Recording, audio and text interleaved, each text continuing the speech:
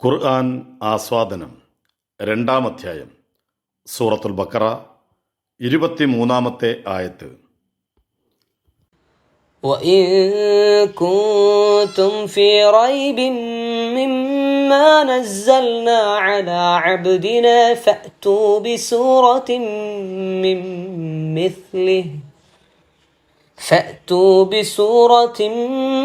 مِّن مِّثْلِهِ وَادْعُوا شُهَدَاءَكُم مِّن دُونِ اللَّهِ إِن كُنتُمْ صَادِقِينَ. നമ്മുടെ ദാസന് നാം അവതരിപ്പിച്ചതിനെപ്പറ്റി നിങ്ങൾ സംശയത്തിലാണെങ്കിൽ അതേപോലെയുള്ള ഒരു സൂറത്തെങ്കിലും നിങ്ങൾ കൊണ്ടുവരിക. അള്ളാഹു വഴിച്ചുള്ള നിങ്ങളുടെ സാക്ഷികളെയെല്ലാം വിളിക്കുകയും ചെയ്യുക, നിങ്ങൾ സത്യവാന്മാരാണെങ്കിൽ. وَإِن كُنتُم രണ്ട് സ്ഥലത്ത് എന്ന് പറഞ്ഞ രണ്ട് സ്ഥലത്തും ഒരേ നിയമമാണ്. ഇഖ്ഫ ആണ്, ആ നൂനിനെ മറച്ച് മണിച്ച് ഓതുക. ഫീ റൈബിൻ മിമ്മ, റൈബിൻ എന്നത് റൈബിൻ അങ്ങനെ മീമിലേക്ക് കൂട്ടി ലയിപ്പിച്ച് മണിച്ചുകൊണ്ട് ഇദ്ഗാം ചെയ്താണ് ഓതേണ്ടത്. മിമ്മ, അവിടെ മീമിന് ഷദ് വന്നിട്ടുണ്ട്, അവിടെയും ഉന്നത്ത് ചെയ്ത് മണിച്ചുകൊണ്ട് ഓതുക. ഫഅ്തൂ ബിസൂറത്തിൻ മിൻ മിസ്ലിഹി, അവിടെ രണ്ട് ഇദ്ഗാമുകൾ കൂട്ടിലയിപ്പിക്കേണ്ട സ്ഥലങ്ങൾ വന്നു. സൂറത്തിൻ മി, അതുപോലെ തന്നെ മിൻ മിസ്ലി, ഈ രണ്ട് ഭാഗത്തും ബിസൂറത്തിൻ മിൻ മിസ്ലി എന്ന് കൂട്ടിലയിപ്പിച്ച് മണിച്ചു കൊണ്ടോതുക. ശുഹദാഅക്കും, അവിടെ നിർബന്ധമായിട്ടും 4 or 5 ഹർക്കത്തിൻ്റെ അളവിൽ നമ്മൾ നീട്ടുക. ശുഹദാഅക്കും മിൻ ദൂനില്ലാഹ്, ശുഹദാഅക്കും ഒരു മീമിനെ മറ്റൊരു മീമിലേക്ക് കൂട്ടി ലയിപ്പിച്ചുകൊണ്ട് മണിക്കുന്നുണ്ട്. അതുപോലെ മിൻ ദൂനില്ലാഹ്, ആ നൂനിനെ മിൻ എന്നുള്ളതിനെ മി എന്നാക്കി മറച്ച് മണിച്ച് ഇഖ്ഫ ചെയ്ത് ഓതുന്നു. ഇതുപോലെ തന്നെ 2 ഇഖ്ഫ കൂടെയാണ് ഇനിയുള്ളത്. ഇൻ കുൻതും സാദിഖീൻ, അവിടെയും ഇഖ്ഫ തന്നെ, നൂനിനെ ഇൻ കുൻ എന്നതിനെ ഇൻ കുൻതും എന്നാക്കി മറച്ച് മണിച്ച് കൊണ്ടാണ് ഓതുന്നത്. ഇതുവരെയുള്ള ഖുർആൻ വചനങ്ങളിലെ പ്രതിപാദ്യങ്ങളിൽ അള്ളാഹു 3-ാം വ്യക്തിയോ 2-ാം വ്യക്തിയോ ആയിരുന്നു. നീയോ അവനോ ആയാണ് അള്ളാഹുവെക്കുറിച്ച് വചനങ്ങളിൽ പറഞ്ഞിരുന്നത്. ആദ്യമായി ഈ വചനത്തിലാണ് അള്ളാഹു 1-ാം വ്യക്തിയായി കടന്നു വരുന്നത്. അള്ളാഹു തന്നെ നേരിട്ട് നിഷേധികളോട് സംസാരിക്കുന്ന രീതിയാണ് ഈ വചനങ്ങളിൽ സ്വീകരിച്ചിരിക്കുന്നത്. ഇൽത്തിഫാത്ത് എന്ന് വിളിക്കുന്ന ഇത്തരത്തിലുള്ള വ്യക്തിത്വ മാറ്റം ഖുർആനിന് ചാരുത നൽകുന്ന സവിശേഷതകളിലൊന്നാണ്. നമ്മുടെ ദാസന് നാം അവതരിപ്പിച്ചതിനെപ്പറ്റി മിമ്മാ നസ്സൽന അല അബ്ദിന എന്നിങ്ങനെ 2 തവണ തുടർച്ചയായി അള്ളാഹു സ്വന്തത്തെക്കുറിച്ച് പറയുന്നുണ്ട്. 2ഇടത്തും ക്രിയകളുടെ അവസാനത്തിൽ നാം എന്ന അർത്ഥത്തിൽ ന എന്നാണ് പ്രയോഗിച്ചിരിക്കുന്നത്. നാം എന്നോ ഞങ്ങളെന്നോ ഉള്ള അർത്ഥത്തിലാണ് ക്രിയകളുടെ അവസാനത്തിൽ ന എന്നോ നാമമായി നഹ്നു എന്നോ പ്രയോഗിക്കാറുള്ളത്. ഏകനായ അള്ളാഹു സ്വന്തത്തെക്കുറിച്ച് പറയുമ്പോൾ ബഹുവചനം ഉപയോഗിക്കുന്നത് അവൻ്റെ ഔന്നത്യത്തെയും മഹത്വത്തെയും ദ്യോതിപ്പിക്കുന്നതിന് വേണ്ടിയാണെന്ന് അങ്ങനെ ഉപയോഗിച്ചിരിക്കുന്ന വചനങ്ങൾ പരിശോധിച്ചാൽ മനസ്സിലാവും. ബഹുമാനാർത്ഥം ബഹുവചനം ഉപയോഗിക്കുന്ന രീതി ഒരുവിധം എല്ലാ ഭാഷകളിലുമുണ്ട്. രാജകൽപ്പനകൾ തുടങ്ങാറുള്ളത് നാം കൽപ്പിക്കുന്നു എന്ന് പറഞ്ഞുകൊണ്ടാണ്. മലയാളത്തിൽ ബഹുമാനിച്ചുകൊണ്ട് മറ്റുള്ളവരെ അവറുകൾ എന്ന് വിളിക്കാറുണ്ട്. ഇങ്ങനെയുള്ള പൂജക ബഹുവചനങ്ങൾ ദൈവവുമായി ബന്ധപ്പെട്ടും അല്ലാതെയും പൂർവ്വവേദങ്ങളിലും ഉപയോഗിച്ചിട്ടുണ്ട്. പഴയ നിയമത്തിൽ നിരന്തരമായി കാണാൻ കഴിയുന്നതാണ് എലോഹിം എന്ന് ദൈവത്തെ വിളിക്കുന്ന രീതി. എലോഹ് എന്നാൽ ഹിബ്രുവിൽ ആരാധ്യൻ എന്നാണ് അർത്ഥം. അവസാനം ഇം ചേർത്താൽ ദൈവങ്ങൾ എന്നാണ് പരിഭാഷപ്പെടുത്തേണ്ടത്. എന്നാൽ ഇത് പൂജക ബഹുവചനം മാത്രമാണെന്ന് ബൈബിൾ അവഗാഠമായി പഠിച്ചാൽ ബോധ്യമാകും. ഫറോവയുടെ അടുത്തേക്ക് പോകുന്ന ദൈവത്തിൻ്റെ വ്യക്തി എന്ന അർത്ഥത്തിൽ മോശയെക്കുറിച്ച് പോലും എലോഹിം എന്ന് പറഞ്ഞിട്ടുണ്ട്. പുറപ്പാട് 4 അധ്യായം 16 വാക്യം, 7 അധ്യായം 1 വാക്യം. രാജാക്കന്മാരെ വിളിക്കാൻ പൂജക ബഹുവചനം ഉപയോഗിച്ചതും ബൈബിളിൽ കാണാം. 1 രാജാക്കന്മാർ 1 അധ്യായം 43 വാചകം. ദൈവത്തെക്കുറിച്ച് ഇത്തരം പൂജക ബഹുവചനങ്ങൾ ദ്യോതിപ്പിക്കുന്നത് ഏകദൈവത്തിൽ 3 വ്യക്തിത്വങ്ങളുണ്ട് എന്നാണെന്നും ഖുർആൻ പോലും അത് അംഗീകരിക്കുന്നുണ്ടെന്നുമുള്ള മിഷണറി വാദം സെമിറ്റിക് ഭാഷകളെക്കുറിച്ചറിയാവുന്ന ബൈബിൾ പണ്ഡിതർ തന്നെ തള്ളിക്കളഞ്ഞതാണ്. ബൈബിളിൻ്റെ ഭാഷാപ്രയോഗങ്ങൾ പഠിച്ചാൽ ആർക്കും അത്തരം വാദങ്ങൾ അടിസ്ഥാനമില്ലാത്തതാണെന്ന് ബോധ്യപ്പെടും. ഖുർആനിലൂടെ അള്ളാഹു നേർക്കുനേർ ആദ്യമായി സംസാരിക്കുന്നത് നമ്മുടെ ദാസന് നാം അവതരിപ്പിച്ചതിനെപ്പറ്റി എന്നാണ്. മുഹമ്മദ് നബിയാണ് ഇവിടെ നമ്മുടെ ദാസൻ. അള്ളാഹു ഒന്നാമതായി പ്രവാചകൻ സല്ലല്ലാഹു അലൈഹി വസല്ലമയെ പരിചയപ്പെടുത്തുന്നത് തൻ്റെ ദാസനായാണ്. അന്തിമ പ്രവാചകനെ റസൂൽ, ദൂതനെന്നും നബി, പ്രവാചകൻ എന്നുമെല്ലാം ഖുർആൻ വിളിച്ചിട്ടുണ്ട്. എന്നാൽ അദ്ദേഹത്തിൻ്റെ ഔന്നത്യം പ്രകടമാക്കുന്ന പല രംഗങ്ങളിലും ഖുർആൻ വിളിച്ചത് അബ്ദ് എന്നാണ്. ഇസ്രാ ഉദാഹരണം. മസ്ജിദുൽ ഹറമിൽ നിന്ന് മസ്ജിദുൽ അഖ്സയിലേക്കുള്ള നിശാപ്രയാണത്തെയും അതിനുശേഷം ആകാശ ലോകങ്ങളിലേക്കുള്ള മെഹറാജിനെയും കുറിച്ച് പരാമർശിച്ചപ്പോൾ തൻ്റെ ദാസനെ നിശായാത്ര ചെയ്യിച്ചവൻ എത്ര പരിശുദ്ധൻ, 17 അധ്യായത്തിലെ 1 സൂക്തം എന്നാണ് ഖുർആൻ പറയുന്നത്. റസൂലും നബിയുമെല്ലാം അള്ളാഹുവിൻ്റെ തെരഞ്ഞെടുപ്പാണ്. അവൻ ഉദ്ദേശിക്കുന്നവർക്ക് മാത്രം അവൻ നൽകുന്ന അനുഗ്രഹം. അള്ളാഹുവിൻ്റെ ദാസ്യം ഇച്ഛാപൂർവം തെരഞ്ഞെടുക്കാൻ ഏതൊരാൾക്കും കഴിയും. അങ്ങനെ തെരഞ്ഞെടുക്കുന്നവർക്ക് മാതൃകയാവുക എന്നതാണ് റസൂലിൻ്റെ ദൗത്യം. റസൂലും നബിയുമെല്ലാം ക്ലിപ്തമായ പദങ്ങളാണ്. അബ്ദ് അങ്ങനെയല്ല. നല്ല ദാസനും ചീത്തദാസനുമാകാനാവും. റബ്ബ് നൽകിയ അനുഗ്രഹങ്ങൾക്ക് കൃതജ്ഞതയുള്ള അബ്ദും കൃതജ്ഞനാവുന്ന അബ്ദുമാകാനാവും. അന്തിമ പ്രവാചകനിൽ നാം കാണുക കൃതജ്ഞതയുടെ പൂർണ്ണതയാണ്, നന്ദി പ്രകടനത്തിൻ്റെ മൂർത്തഭാവം. നാഥന് നന്ദിയുള്ളവരായി അവൻ്റെ അനുഗ്രഹങ്ങൾക്ക് പാത്രമാകണമെന്ന് ആഗ്രഹിക്കുന്നവർക്കുള്ള പൂർണ്ണമായ മാതൃക. മനുഷ്യരടക്കമുള്ള സൃഷ്ടികളെല്ലാം യഥാർത്ഥത്തിൽ അള്ളാഹുവിൻ്റെ അടിമകളാണ്. വിശ്വാസി മാത്രമാണ് ആ ദാസ്യം അംഗീകരിക്കുകയും ആസ്വദിക്കുകയും ചെയ്യുന്നത് എന്ന് മാത്രമേയുള്ളൂ വ്യത്യാസം. അടിമ ഉടമ ബന്ധം 3 തലങ്ങളെ ഉൾക്കൊള്ളുന്നുവെന്ന് പറയാം. അടിമയും അടിമയ്ക്കുള്ളതുമെല്ലാം ഉടമയുടേതാണ്. അടിമ എങ്ങനെയാകണമെന്നും എന്ത് ചെയ്യണമെന്നും തീരുമാനിക്കുന്നത് ഉടമയാണ്. ഉടമയുടെ നിർദ്ദേശങ്ങൾ നടപ്പിലാക്കുന്നതിൽ വ്യാപൃതനായിരിക്കും അടിമ. അംഗീകരിച്ചാലും ഇല്ലെങ്കിലും അള്ളാഹുവിൻ്റെ അടിമകൾ തന്നെയാണ് മനുഷ്യരെല്ലാം.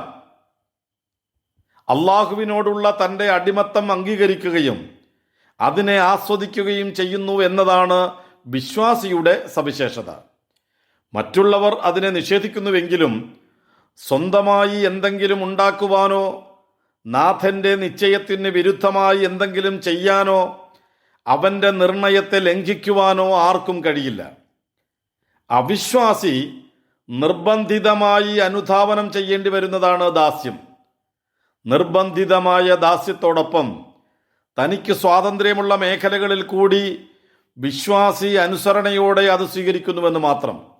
അവനെ സംബന്ധിച്ചിടത്തോളം നാഥനോടുള്ള ദാസ്യം മധുരതരമായ അനുഭവമാണ്. ബോധപൂർവം അത് അംഗീകരിക്കുകയും ആസ്വദിക്കുകയും ചെയ്യുന്നവനാണവൻ.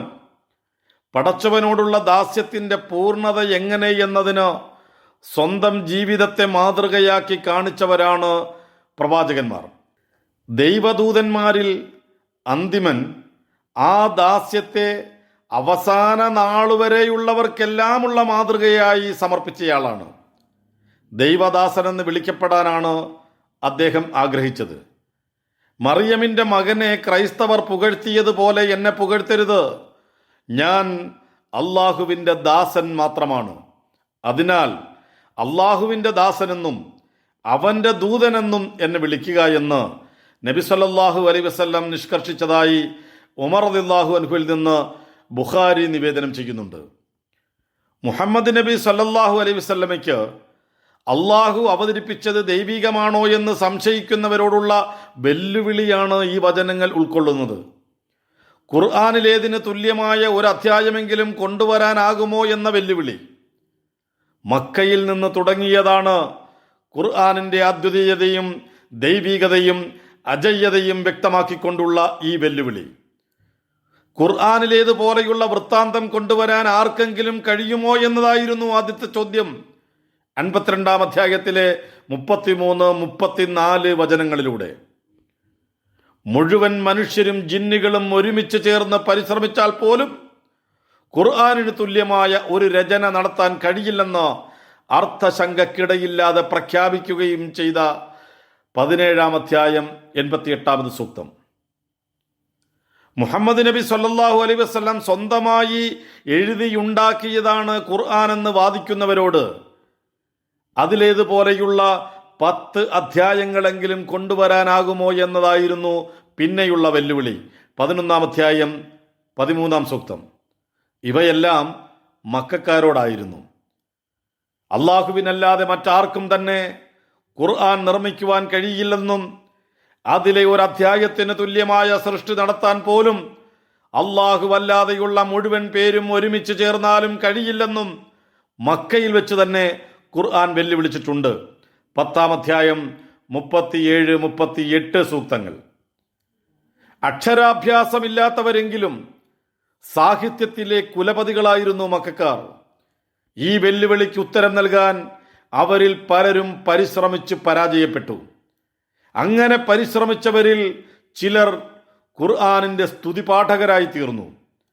ആർക്കും തന്നെ അതിന് തുല്യമായ യാതൊന്നും തന്നെ അവതരിപ്പിക്കാനായില്ല. മദീനയിലെത്തിയതിനു ശേഷവും ഖുർആൻ വെല്ലുവിളി തുടർന്നു. ഈ വചനങ്ങളിലുള്ളത് മദീനയിലെ വെല്ലുവിളിയാണ്. മക്കക്കാരെ പോലെ അക്ഷരമറിയാത്തവരെ മാത്രമല്ല ഇപ്പോൾ വെല്ലുവിളിക്കുന്നത്, വേദഗ്രന്ഥങ്ങളുടെ വക്താക്കളെന്ന് സ്വയം അവകാശപ്പെടുന്നവരെ കൂടിയാണ്. അവർക്ക് അവരുടെ വേദങ്ങളിൽ നിന്ന് ലഭിച്ച അറിവുണ്ട്. അവരുടെ സഹായികളായ മക്കക്കാർക്ക് സാഹിത്യത്തിൽ ഉന്നതമായ നൈപുണ്യമുണ്ട്. രണ്ടു കൂട്ടരും ഒന്നിച്ചു ചേർന്ന് വേണമെങ്കിൽ ഒന്ന് പരിശ്രമിച്ചു നോക്കാം. ഖുർആനിലെ ഏതെങ്കിലും ഒരു അധ്യായത്തെ വെല്ലുന്ന ഒരു അധ്യായം രചിച്ച് മുഹമ്മദ് നബിയുടേതാണ് ഖുർആൻ എന്ന് സ്ഥാപിക്കാൻ ശ്രമിക്കാം. പരിശ്രമങ്ങളുണ്ടായി, പക്ഷേ എല്ലാം പാഴ്ശ്രമങ്ങളാവുകയാണ് ചെയ്തത്.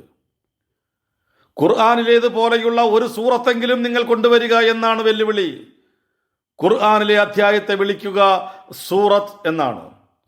സുവർ എന്നാണ് അതിൻ്റെ ബഹുവചനം. ഉന്നതി, വളച്ചുകെട്ട്, നഗരത്തിന് ചുറ്റുമുള്ള മതിൽ എന്നീ അർത്ഥങ്ങളിലാണ് സാധാരണയായി സൂറത്ത് എന്ന് പ്രയോഗിക്കുക. ഖുർആനിന് മുമ്പോ ശേഷമോ ഏതെങ്കിലും ഗ്രന്ഥങ്ങളിൽ അധ്യായങ്ങളെ സൂറത്തുകൾ എന്ന് വിളിച്ചിട്ടില്ല. അങ്ങനെ വിളിക്കുന്ന സമ്പ്രദായം അറബികൾക്കിടയിലില്ല. സാധാരണ ഗ്രന്ഥങ്ങളിലെ അധ്യായങ്ങളെപ്പോലെയല്ല ഖുർആനിലെ സൂറത്തുകൾ. ഏതെങ്കിലും ഒരു വിഷയത്തെക്കുറിച്ച് പ്രതിപാദിക്കുന്ന പുസ്തക ഭാഗത്തെയാണ് സാധാരണയായി അധ്യായം എന്ന് പറയുക. ഖുർആനിലെ സൂറത്ത് ഇങ്ങനെയുള്ള അധ്യായമേ അല്ല. ചില സൂറത്തുകളിൽ ഒരൊറ്റ വിഷയമേ ഉണ്ടാവൂ. മറ്റു ചിലവയിലാവട്ടെ വ്യത്യസ്ത വിഷയങ്ങൾ സമ്മിശ്രമായാണ് കാണപ്പെടുന്നത്. അള്ളാഹു ഉദ്ദേശിച്ച വചനങ്ങളെ അവൻ ഉദ്ദേശിച്ച രൂപത്തിൽ വിന്യസിച്ച് കൃത്യമായ ഒരു അതിർത്തിക്കകത്താക്കിയപ്പോൾ അത് സൂറത്ത് ആയിത്തീർന്നു. നിശ്ചയിക്കപ്പെട്ട അതിർത്തിക്കകത്ത് നിരന്നു നിൽക്കുന്ന ആശയസമൃദ്ധമായ ആയത്തുകൾക്കുള്ള മതിൽക്കെട്ടാണ് സൂറത്ത്. സൂറത്തുകൾക്കകത്ത് ആയത്തുകൾ എങ്ങനെ വിന്യസിക്കണമെന്നും ഖുർആനിൽ സൂറത്തുകൾ എങ്ങനെ വിന്യസിക്കണമെന്നും തീരുമാനിച്ചത് അള്ളാഹുവാണ്. ഖുർആനിൻ്റെ പാരായണ രീതി നിർണയിക്കുകയും ക്രോഡീകരണം നിർവഹിക്കുകയും എല്ലാം ചെയ്യുന്നത് അള്ളാഹുവാണെന്ന് ഖുർആൻ തന്നെ വ്യക്തമാക്കിയിട്ടുള്ളതാണ് 75-ാം അധ്യായം 16 മുതൽ 19 വരെയുള്ള സൂക്തങ്ങളിലൂടെ. ഖുർആനിലെ സൂറത്തുകളിൽ ഏതിനെങ്കിലും തുല്യമായ രചന നടത്താനാണ് വെല്ലുവിളി. മക്കയിൽ നടത്തിയ വെല്ലുവിളിയുടെ ആവർത്തനമാണ് ഇതെങ്കിലും ചില വ്യത്യാസങ്ങളുണ്ട്. അദ്ദേഹം നിർമ്മിച്ചുണ്ടാക്കിയതാണ് അതെന്നാണോ അവർ പറയുന്നത്? പറയുക എങ്കിൽ അതേപോലെയുള്ള ഒരു സൂറത്തെങ്കിലും നിങ്ങൾ കൊണ്ടുവരിക. അള്ളാഹു ഒഴിച്ച് നിങ്ങൾക്കാവുന്നവരെ എല്ലാം നിങ്ങൾക്ക് വിളിക്കാം, നിങ്ങൾ സത്യസന്ധരാണെങ്കിൽ. 10-ാം അധ്യായം 38-ാം സൂക്തം. അവിടെ സഹായത്തിന് വിളിക്കാൻ പറഞ്ഞത് കഴിയാവുന്നവരെ മുഴുവനുമാണ്. വദ്ഉ മനിസ്തതഅ്തും. സൂറത്തുൽ ബഖറയിലാവട്ടെ സഹായികളെ അല്ല, സാക്ഷികളെയാണ് വിളിക്കാൻ പറഞ്ഞിരിക്കുന്നത്. വദ്ഉ ശുഹദാഅക്കും. ഷഹീദിന്റെ ബഹുവചനമായ ശുഹദാഇനർത്ഥം സാക്ഷികൾ എന്നാണ്. സഹായികൾ എന്ന അർത്ഥത്തിലും ഇത് പ്രയോഗിക്കാറുണ്ട്. സഹായികളെ വിളിക്കാൻ പറഞ്ഞ സൂറത്ത് യൂനുസിലെ വെല്ലുവിളിയെ ഒന്നുകൂടി ഉറപ്പിക്കുകയാണിവിടെ. മക്കയിൽ നിന്നുള്ള ഖുർആനിന്റെ വെല്ലുവിളിയെ തോൽപ്പിക്കാനായി മക്കയിലെ സാഹിത്യ തമ്പുരാക്കന്മാർ എഴുതിയുണ്ടാക്കിയ ചില രചനകളുണ്ടായിരുന്നു. അവയെല്ലാം മറ്റുള്ളവരുടെ പരിശോധനയിൽ ഖുർആനിന്റെ 8 അയലത്ത് നിർത്താൻ പോലും അർഹമല്ലെന്ന് മനസ്സിലാക്കിയപ്പോഴാണ് അവർ തന്നെ പ്രസ്തുത ഉദ്യമം നിർത്തിവെച്ചത്. നബി സല്ലല്ലാഹു അലൈഹി വസല്ലം മദീനയിലെത്തി. ഇനിയും നിങ്ങൾക്ക് സൂറത്തുകൾ കൊണ്ടുവരാം, സാഹിത്യമറിയാവുന്ന അല്ലാഹുവല്ലാതെയുള്ള സാക്ഷികൾ ആരെയും നിങ്ങൾക്ക് ഹാജരാക്കാം. അവർ പറയട്ടെ ഇത് ഖുർആനിന് തുല്യമാണെന്ന്. ഇല്ല, മനുഷ്യ സൃഷ്ടികൾ ഒന്നും തന്നെ ഖുർആനിന് തുല്യമാണെന്ന് പറയാൻ അറബി അറിയാവുന്ന ആരും സന്നദ്ധമാവില്ല. സ്വഹാബിമാരുടെ കാലത്ത് തന്നെ ഖുർആനിക വെല്ലുവിളിക്ക് മറുപടി നൽകാനെന്ന പേരിൽ രചിക്കപ്പെട്ട മുസൈലിമയുടെ ആന സൂറത്ത് കൊള്ളരുതാത്തതാണെന്ന് പറഞ്ഞ് തിരസ്കരിച്ചത് സമകാലികരായ സാഹിത്യകാരന്മാരാണ്. ഖുർആനിന് സമാനമായ സൂറത്തുണ്ടാക്കാൻ ശ്രമിച്ച 8-ാം നൂറ്റാണ്ടുകാരനായ പേർഷ്യക്കാരൻ ഇബ്നു മുഖഫ തന്റെ ശ്രമത്തിൽ പരാജയപ്പെട്ട് അവസാനം മുസ്ലിമായാണ് മരണപ്പെട്ടത്. ഷിയ വിശ്വാസം പ്രചരിപ്പിക്കാനായി നിർമ്മിക്കപ്പെട്ട സൂറത്തുൽ വിലായ, സൂറത്തുൻ നൂറൈൻ എന്നിവ ഖുർആനിന്റെ സാഹിത്യ ഗരിമയുടെ അയലത്ത് പോലും നിൽക്കാൻ അർഹമല്ലാത്തതാണെന്ന് സാക്ഷ്യപ്പെടുത്തുന്നത് ഷിയ പണ്ഡിതന്മാർ തന്നെയാണ്. മിഷനറിമാരും നാസ്തികരുമുണ്ടാക്കിയ ഖുർആനിന് തുല്യമായ സൂറത്തുകൾ അവരിൽപ്പെട്ട വിവരമുള്ളവർ തന്നെ തിരസ്കരിച്ചതിന് വർത്തമാനകാലവും സാക്ഷിയാണ്. ഖുർആനിന് തുല്യമെന്ന പേരിൽ നിർമ്മിക്കപ്പെടുന്ന രചനകളൊന്നും തന്നെ കൊള്ളാവുന്നവയല്ലെന്ന് ആ രംഗത്ത് വിവരമുള്ളവർ തന്നെ സാക്ഷ്യം വഹിക്കും, തീർച്ച.